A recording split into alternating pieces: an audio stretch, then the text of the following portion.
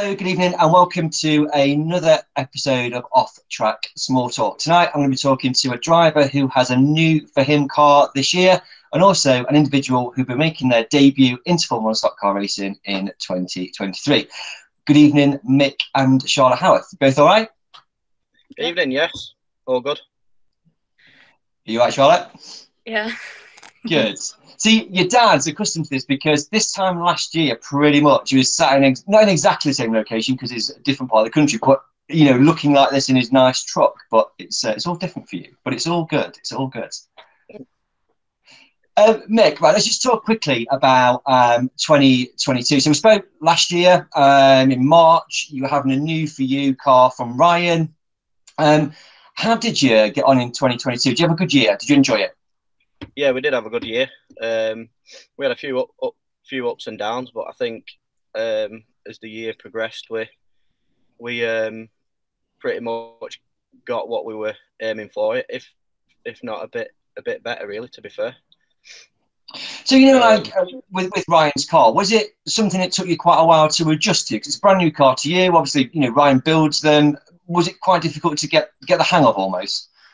Yeah, it was different to drive than like my old one, but it was just comfortable and everything was made for me. And then you've got Ryan talking to you and telling you, which is just you can't, you just learn from that, just conversations. So it was good. It was good. And you made the world final grid for the first time ever. Yeah, we did. Yeah. Which I suppose, for speaking to a lot of people,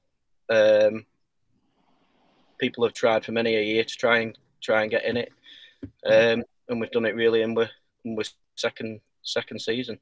Yeah. So there were lots of positives in 22, like you said. Was there ever a downside to the season? Was there ever a time when you were going, oh, do you know what, this stock car racing lark? Yeah, it was the British meeting at Bradford. Yeah. We'd struggled. We did get up to Blue Roof, and it was probably just a step too far too early. We were struggling with the car, with the brakes and things. We just couldn't get it right. We went to the British meeting thinking that we'd pretty much got everything sorted. It had been to Ryan's as well to get looked at, but we went out in the British and in the qualifying heats, and it still wasn't right. So I just fell out with it. We were in, because we weren't really on the pace. We ended up with a lot of damage. So I remember coming back, I'd sort of thrown my toys out of the pram and said to Ryan, "Take it home with you," and I don't want it. So he was busy that night doing what he was doing. I sort of calmed down. His team and my team jumped on it, put it all back together. We went back out, and it was better. But from then, we just basically worked on the car to try and find the problem. And then once we found the problem, we were away again then, and back to enjoying it. Like the team weren't really enjoying it because they were fixing damage because we were under the feet and it wasn't performing right. But once we got it sorted, it was we were right. And then obviously I think it was the semi-final was the meeting where we first tried it, where we sort of thought we'd cleared all the problems up, and it was good. We ended up with 10th from the very back, which we weren't going to go to that meeting, but Sophie said come because you're first reserve. So we went. We ended up on the back of the grid, 24th I think we were on the grid, and ended up with 10th. So, which is brilliant. A place like around like Bradford, isn't it? Which is it's a tough track. It's a tough track, is Bradford. Yeah, it's tough. Yeah. But it is quite interesting to listen to you there because when we tend to talk about stock cars, it's all the good stuff we talk about, but behind that there's a lot of hard work and a lot of kind of despondency, like you've articulated, where actually things don't always go to plan, and it is a lot of stock car racing is like picking yourself up and going again, isn't it? Every week or every other week. Yeah, it is, and it's not. You can't just take the cars somewhere and just out of the workshop into the yard, try them, and think right, if you were the problem, you've got to go and race, and you know, there's the cost of it and the time, and everyone's there. They put the time in, and you know, you're wanting to race and enjoy it, and it's not all working out. So, but I think we're where we need to be now. It's just more seat time, and just keep going as we are, really. Brilliant. Thank you for that. Thanks for that insight. Charlotte, as I mentioned at the very beginning, got a driver making their debut this year, and that was obviously you. You're not just sitting here to like look at your dad. So people know who Mick is. They've seen him race, but potentially don't know who you are. But you have been racing in the past. This is not like your first foray into the racing scene. No, so I did about 5 years ago. I went into the juniors mini stocks up at Wharton. We just pretty much got a car, tried it out, fell in love with it straight away. And then obviously we had one built from TMI. And then in that season, we ended up fourth in the points and third in championship in the first year. And then obviously the second year, COVID came. And then we were racing up at Barford at the time. We ended up coming Barford COVID champion, and then fourth in the points for Wharton. And then we moved into the seniors, obviously the year after. Same car, different engine, different wheels, and like the gear ratio weren't, right. So we were having troubles with the car. Missed a few meetings, but we ended up fourth in the points, fourth in the championship. Got, a reward for the I can't remember what it is, but it's like, standout performer, sorry. Yeah. In the first year. And then went back again last year. Yeah. But we were focusing on Dad as well. Yeah. So it's obviously always been Dad's dream to race F1. So we've got a brand new car. We're doing great. And then it was like an eye-opener, obviously, when he won the final at Kings Lynn. I was like, oh, he's actually a decent driver. That sounds bad. But I forgot to mention that. Good point. Yeah. I know this is what he needs to be doing. So we were constantly focusing on that. Missing meetings out for me. I kind of fell out of love with the car. Yeah. We were having trouble with it, and it just we fell in love with the F1 more than the Mini. But it was a good starting point. Wouldn't, I'd go back. But now we're upgrading. We're getting better, and there just wasn't really much competition in a way. There was an odd few cars that you could have a good battle with, but there wasn't enough to, have a proper good race. Yeah. So it was kind of like you going around, I'll nudge him, I'll get a nudge back, and that was pretty much it. And then you go to that proper racing. So is that what prompts you to want to come into Formula One? Is that the sort of the underlying reason, do you think? I wouldn't say it's like the main reason, but like growing up as a kid, if I stood next to an F1, it'd be fingers in ears, and it's still like that to this day. Yeah. It's just like, it's the next step for us. And it's always been a dream of mine and Dad to race together. So we've sold Mini and ended up with a next best thing. Well, it's a good trade. It's a very good trade. And plus, like you're saying, if you kind of, you're going up there to race and your dad's going down there, it's logistically to go and race together. It's far more cost effective and time effective, isn't it? Yeah. Yeah, we were doing Kings Lynn on a Saturday night with the Formula One. Coming back we'd get home maybe 3 o'clock in the morning, go home, then go back to the yard, load the Mini up 7:30, and then off racing at Wharton with Charlotte's Mini. So, which is completely the other direction. So it's just like yeah. So it's just sort of... Yeah, no, absolutely makes sense. So Charlotte, are you looking to do like a full season this year? As you selected meetings and kind of get your toe in the water? What's the plan?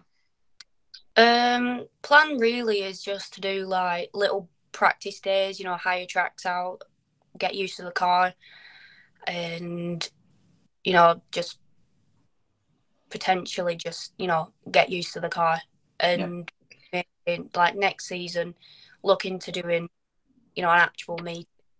But no, this year's just get used to the car, learn how to turn left instead of right. Yeah. An extra 600 horsepower under my feet. Yeah, absolutely.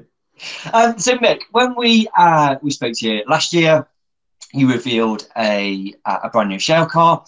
This time you're going to reveal a car which is, although not brand new, it's new to you, and it's for tarmac. So Mick, over to you.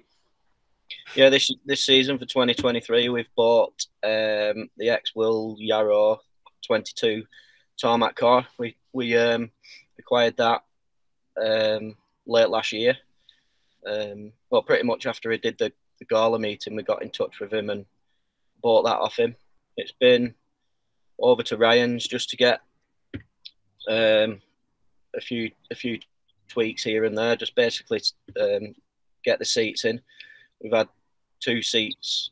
We've got 2 seats for it. One where Charlotte can put hers in it with a frame and her seating positions made for her. Then there's mine. Done a bit on the roof, and Ryan's just altered the back axle just to bring it a bit more up to date, and that's pretty much it. So we're just gonna go out with it as it is and see how we get on with it, really. Perfect. So we're gonna see that car now.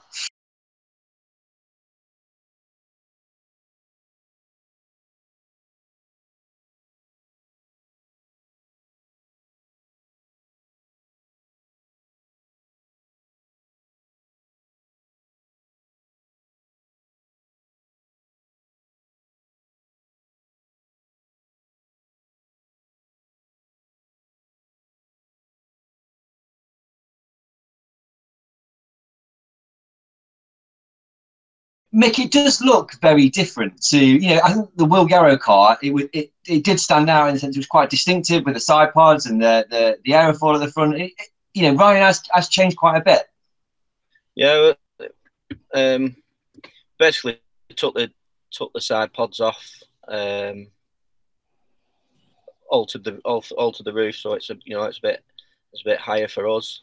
And yeah, the front wings come off, but it's basically just mechanically right, and we're just going to go and have a go with it. And we've not spent too much on it. It's pretty much as it is, other than painted in our colours, and that's it really. So no, it does look brilliant. It does absolutely look brilliant. So this whole tarmac thing. So when we've spoken before, it's actually been shale, and So what's driven this decision to have a go on tarmac? Is it to kind of get Charlotte out there, and it was an easier kind of transition, or was it? Yeah, it is really. It's more. I'd like to do the qualifying rounds in the tarmac ones. Obviously, the World Finals at Northampton. Yeah. That's going to be a big aim of ours to try and get in there, because it's going to be a really good long weekend at Northampton. So it'd be good to be in the main race if possible. And then the other side of it is just Charlotte's only raced tarmac really. She did a meeting in an outlaw Formula 2 on the Shale, but tarmac racing's pretty much her thing. So just gonna sit her in it and do pretty much just practicing with it at first, and I'll do the qualifying rounds. She can maybe do the practicing in between, the before the meetings and stuff, and just find the feet with it. Do you reckon, Charlotte, after a couple of goes going around, and you'd be like, do you know what? It's about time I went out this year. Do you reckon that's going to happen? I don't know. I really don't know. Like, I'd love to. Yeah. But then parts of me is thinking, you know what? Go out, first meet, start front back, and just go for it. And then second parts is me thinking, no, because it's fresh from Ryan's, it's going to end up coming back. It's going to need all new panels, all new everything, because I'll just put it in the wall. Okay. Well, we like to think positively, though. I'm sure it wouldn't, but I see your point. I do see your point. Yeah. No, we're just going to see how it goes and go each day as it comes. Yeah. At the end of the day, there's no pressure for her to, you know, to race. If she doesn't, you know, if she goes out in these practice meetings and it's not for her, it's not for her. We'll race it this season, and you know, she's had a go. We're not one for, you know, she's got the opportunity to have a go. Not many people can race Formula One, so it's just up to her at the end of the day. Yeah, no, it is. I mean, I think the thing is, like stock cars are just animals, aren't they? Do you know what I mean? And it's, you know, and I think you've got to enjoy it as well while you're out there, because otherwise there's no point. Absolutely. That's it. You know, so Mick, you know, you sort of talked about the World Final for this year, and are you kind of sort of setting your sights on anything else in terms of grades, blue, red, or are you just kind of like World Final is where you're at? Yeah, I've still got my blue wing. I'd like to get the blue wing back on, just so that, you know, we're progressing in the sport, moving up the grade. So that'll be the plan to, you know, try and move up and hold the blue roof for a bit longer than one grading period, really. Yeah, well, at least you've kept it though, which is good, just in case. Yeah, that's it. Yeah. So nobody's been stock cars for a few months now. What are you both looking forward to? It's not far away. It's March in a few weeks' time in Kings Lynn. You know, what are you looking forward to? Just not working all the time and just getting back racing. You know, seeing all the drivers and, you know, the teams, and we made some new friends, and you know, got a lot of help off different people, and it's just good to be involved with, really. Yeah. What about yourself, Charlotte? You looking forward to those cold nights at Kings Lynn on the 18th of March? Like, I'd rather spend my weekends racing anyway, and the communities, obviously, the people you're around, they're all interested in the same thing. You're all, you know, talking the same. It's just a good place to be around. And obviously, I don't get to see my dad during the week, so we get that weekend together, and we both do what we love. So it's just, can't wait. Yeah, good. And I think there's a real buzz around stock cars this year. Do you know what I mean? On the back of sort of Top Gear piece, and then we've had the touring car bear, and there just seems a real buzz around stock cars this year. Yeah, definitely. It's like, not many people know about it, and since like the Top Gear, it seems to have like flooded up a bit. Yeah. So it'd be good to get new people in and more people knowing about it. Yeah. Yeah, it's been well promoted this year, and last year the promotion side of it. We went to the motorsport with attitude. That was good. Yeah, that was good for we won best car for 2022 as well in that. Well done. So yeah, good. It was good. Before I let you both go to your evening, so just like you can't do stock cars on your own. Have you got a big team around just to help you out? Or, yeah, we've got a good team. They're all pretty much involved in racing. They just enjoy that, you know, the mechanicking. A lot of them are mechanics through the week anyway, so you'd think that they've done enough mechanicking through the week with work and stuff. But it's just the same again. We go racing. We go just, you know, to enjoy it. I'm doing the driving, but I couldn't do, you know, they put it back together, and, you know, I do it during the week. So I can't, you know, without them, it'd be hard work, really. Yeah, good. Listen, thank you both for taking time out tonight to talk to us. The car looks brilliant.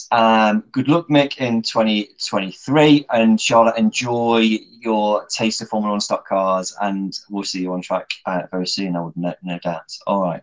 Thank you both. No worries. Thanks, Jonathan. All right. Speak soon. Bye. Thanks.